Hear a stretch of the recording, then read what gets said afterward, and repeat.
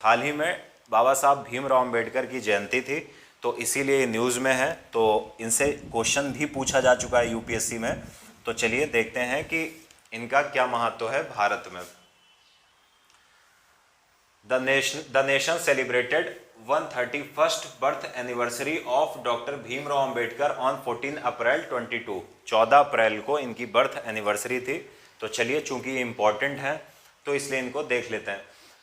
Doctor Bhimrao Ambedkar was a social reformer, ये सामाजिक सुधारक थे, पहली चीज़। दूसरी, ज्यूरिस्ट, इकोनॉमिस्ट, ऑथर, पॉलीगॉट, बहुत सारी लैंग्वेज को जानने वाले। तो इस प्रकार की बहुत सारी क्षमताओं से ये परिपूर्ण थे। तो सबसे पहले ये याद रखना, इससे खैर कोई क्वेश्चन तो नहीं बनेगा, लेकिन इन्होंने समाज में जो भी भेदभाव था उसको दूर करने का बहुत प्रयास किया। कई लैंग्वेज के जानकार थे, साथ ही साथ प्रसिद्ध एक आप देखोगे वकील भी थे। तो काफ़ी चीज़ों की इनको नॉलेज थी, कई भाषाओं के ज्ञानी थे। अब जो नीचे की पॉइंट्स हैं ये हमारे लिए इम्पॉर्टेंट हैं। तो चलिए शुरुआत करते हैं। सबसे पहले हम देखते हैं कि इनका जन्म कहाँ पर हुआ था। तो इनका जन्म 1891 में महू सेंट्रल प्रोविंस, यानी केंद्रीय प्रांत या मध्य प्रांत जिसको पहले बोलते थे, जिसको अभी मध्य प्रदेश बोलते हैं, वहाँ पर इनका 1891 में जन्म हुआ था।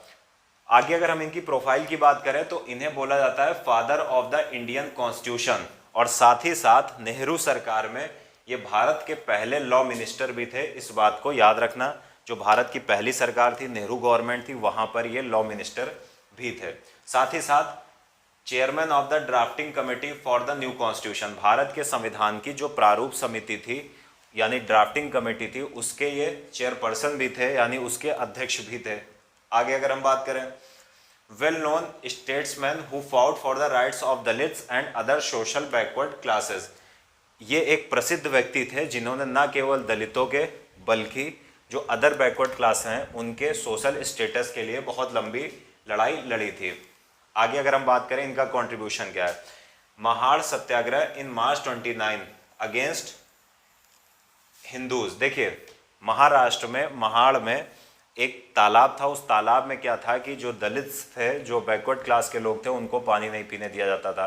तो वहाँ की म्यूनिसिपल कॉरपोरेशन ने क्या किया, म्यूनिसिपल बोर्ड ऑफ महाड़ ने क्या किया, एक ऑर्डर पास किया और उस टैंक को या तालाब को सभी के लिए खोल दिया कि अब उस तालाब का प्रयोग कोई भी अपने मतलब जल के उपयोग में, पानी के उपयोग में कर सकता है।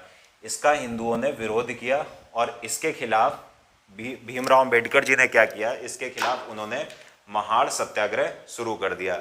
साथ ही साथ अगर हम बात करें, इन्होंने जो राउंड टेबल कॉन्फ्रेंस आयोजित की गई थी ब्रिटेन में, उन तीनों राउंड टेबल कॉन्फ्रेंस में भाग लिया था। साइमन कमीशन की रिपोर्ट के आधार पर, साइमन कमीशन की रिपोर्ट पर चर्चा करने के लिए लंदन में 3 राउंड टेबल कॉन्फ्रेंस आयोजित की गई थी, ताकि भारतीय क्या अभी शक्ति या शासन सौंपे जाने के योग्य हैं या नहीं है, इसलिए 3 राउंड टेबल कॉन्फ्रेंस आयोजित की गई थी और तीनों में भीमराव अंबेडकर जी ने पार्टिसिपेट किया था। तो इस पॉइंट को खास तौर पर याद रखना, ये क्वेश्चन भी पूछा जा चुका है। आगे हम बात करते हैं, इन्होंने यानी अंबेडकर जी ने पूना पैक्ट साइन किया था किसके साथ, महात्मा गांधी जी के साथ। अब मामला क्या था, सेपरेट इलेक्टोरेट का मामला था। देखिए, भीमराव अंबेडकर जी ने अंग्रेजों से सेपरेट इलेक्टोरेट की मांग की थी, पृथक निर्वाचन प्रणाली की मांग की थी। ये वैसी ही पृथक निर्वाचन प्रणाली थी जैसी मार्ले मिंटो रिफॉर्म 1909 में जो मुस्लिम्स को प्रदान की गई थी, यानी मुस्लिम कैंडिडेट ही चुनाव में खड़ा होगा और केवल मुस्लिम ही उसको वोट करेंगे। तो गांधी जी ने इसका विरोध किया, यानी जब दलितों को हिंदुओं से अलग मानकर सेपरेट इलेक्टोरेट प्रदान किया गया कि अब दलित प्रतिनिधि खड़ा होगा और केवल दलित ही उसको वोट करेंगे, तो गांधी जी ने इसका विरोध किया, आमरण अनशन किया और अंततः कई प्रमुख नेताओं के प्रयासों से गांधी जी और अंबेडकर जी के बीच एक समझौता हुआ। इस समझौते का नाम ही था पूना पैक्ट, जिसमें अंबेडकर जी ने सेपरेट इलेक्टोरेट की मांग को त्याग दिया। और उसके बाद गांधी जी किस बात पर सहमत हो गए, गांधी जी इस बात पर सहमत हो गए कि मतलब ये बात हो गई कि आप सेपरेट इलेक्टोरेट की मांग को त्याग कर दीजिए, आपको क्या मिलेगा, आपको जो भी रिजर्वेशन है विधानसभाओं में और केंद्रीय परिषद में, वहाँ पर आपको सीट का रिजर्वेशन दे दिया जाएगा। लेकिन ये नहीं होगा कि दलित प्रतिनिधि खड़ा हो और दलित ही वोट दे। अगर दलित प्रतिनिधि खड़ा होगा तो इसका मतलब है पूरे भारत की जनता उसको वोट देगी, बिना धर्म और जाति के भेदभाव के आधार पर। तो उम्मीद है ये आप समझ गए होंगे। His ideas before the Hilton Young Commission served as the foundation of the Reserve Bank of India.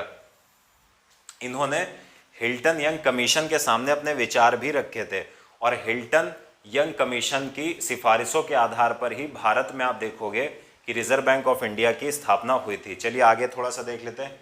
Election and designation. In 1936 he was elected to the Bombay Legislative Assembly. 1936 में ये एमएलए बनकर पहुंचे कहां पर? बॉम्बे विधानसभा में। आगे देखते हैं। He was appointed to the executive council of viceroy. ये वॉइसराय की जो कार्यकारी परिषद थी 1942 में, उसमें भी अपॉइंट किए गए थे। तीसरी चीज अगर हम देखें, PM Nehru's invitation to become minister. प्रधानमंत्री नेहरू ने 1947 में इनको इनवाइट किया, जबकि कांग्रेस के मेंबर भी नहीं थे, कि आप आइए और कानून मंत्री का पद संभालिए, तो इन्होंने उस इनविटेशन को स्वीकार किया और ये भारत के कानून मंत्री भी बने। आगे देखते हैं। Shift to Buddhism. 1951 में इन्होंने नेहरू कैबिनेट से इस्तीफा दे दिया। क्यों? क्योंकि हिंदू कोड बिल को लेकर काफ़ी विवाद हो गया था और हिंदू कोड बिल इनका एक प्रमुख कानून था जिसको ये लेकर आए थे, एक प्रमुख बिल था जिसको भीमराव अंबेडकर जी लेकर आए थे। तो कुछ डिस्प्यूट हुआ जिसके कारण इन्होंने रेजिग्नेशन दे दिया। आगे चलकर इन्होंने बुद्ध धर्म की तरफ इनका आकर्षण गया और इन्होंने हिंदू से बुद्धिज्म की तरफ ये कन्वर्ट हुए। इनकी मृत्यु 6 दिसंबर 1956 में हुई थी, जिसे महापरिनिर्वाण दिवस भी कहते हैं। और साथ ही साथ चैत्य भूमि, ये याद रखिएगा, Chaitya Bhoomi is a memorial to B R. Ambedkar located in Mumbai. यानी इनकी समाधि को क्या बोला जाता है? Chaitya Bhoomi. He was awarded India's highest civilian award Bharat Ratna. इनको 1990 में भारत रत्न प्रोवाइड किया गया था। तो उम्मीद है आप इतना समझ पाओगे। अब यहाँ से क्वेश्चन बहुत पूछे जाते हैं। जो इन्होंने किताबें लिखी, जो जर्नल्स आए इनके, याद रखिए। मूक नायक 1920, उसके बाद बहिष्कृत भारत 1927, फिर समठ 1929, जनता जनाता 1930। आगे देखते हैं। इनकी अगर हम बुक्स की बात करें, एनिहिलेशन ऑफ कास्ट, बुद्धा और Karl Marx, the untouchable, who are they and why they have become untouchables. अछूत ये कौन थे और क्यों ये अछूत बन गए? बुद्धा एंड हिज धम्म।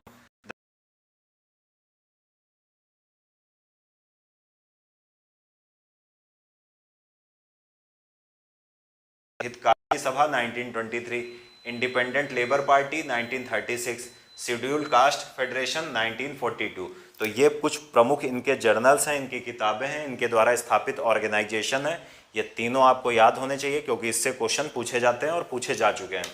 चलिए आगे देखते हैं। अब हम क्वेश्चन देख लेते हैं जो इस टॉपिक से आया। Which of the following parties were established by doctor Bhimrao Ambedkar. अब ये कौन सी पार्टीज हैं जिनको इन्होंने स्थापित किया? पीछे हम देख चुके हैं। All India scheduled caste federation की स्थापना इन्होंने की है। द इंडिपेंडेंट लेबर पार्टी की स्थापना इन्होंने की है। The peasant and workers party of India हमने पीछे कहीं नहीं पढ़ा है। तो सही आंसर क्या है? 2 और 3।